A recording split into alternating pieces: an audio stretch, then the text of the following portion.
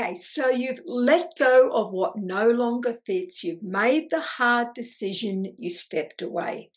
And now you're in the in-between. It's quieter, but not always peaceful. You want to move forward, but part of you isn't sure how to trust yourself from here. This is the space between stories, the old you and the new you, the you are becoming. And it's sacred. Today, we are going to talk about why this space feels so uncertain, how to rebuild trust in yourself, and how to hold the unknown without losing yourself or your focus. Because the next chapter depends on one thing.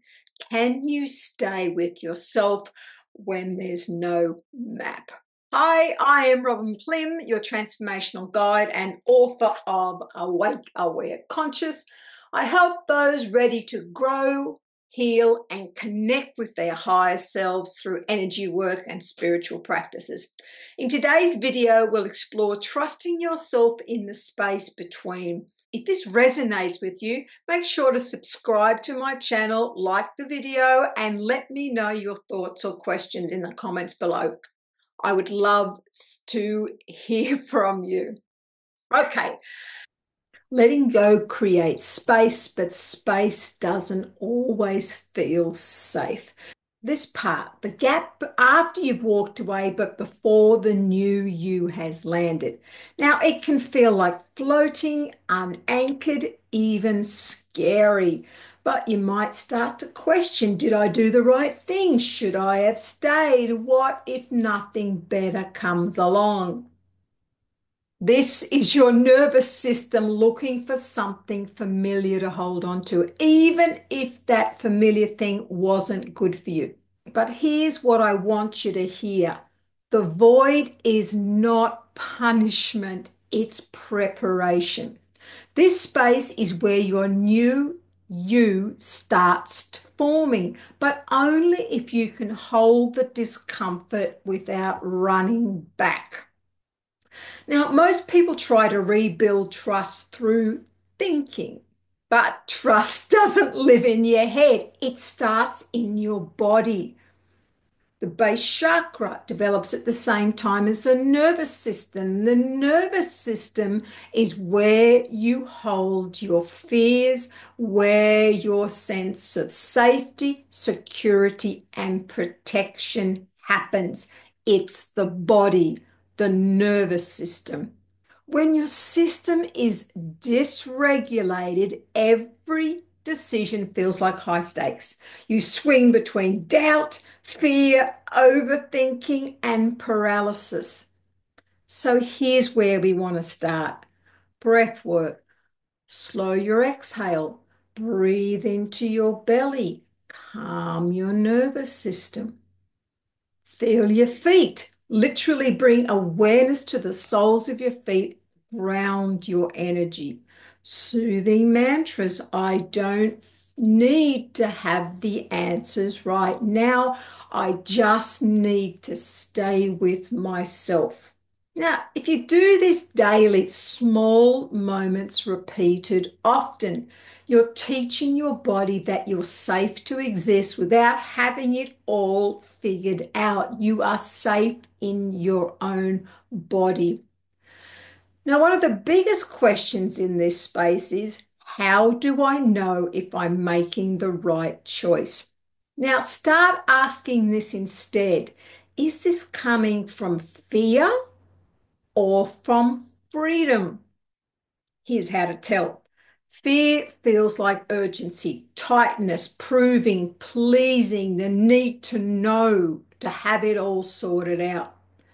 Freedom feels like quiet knowing, lightness, relief, space, even if it's still scary. Your soul will never speak to you in panic. It speaks in stillness.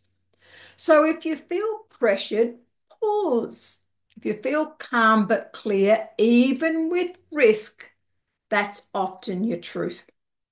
Try journaling. What does my inner voice say when I stop trying to please everyone else?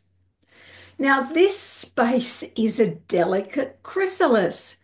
Think the stage between caterpillar and butterfly. You're shedding the old, creating something new, but the new hasn't fully developed yet.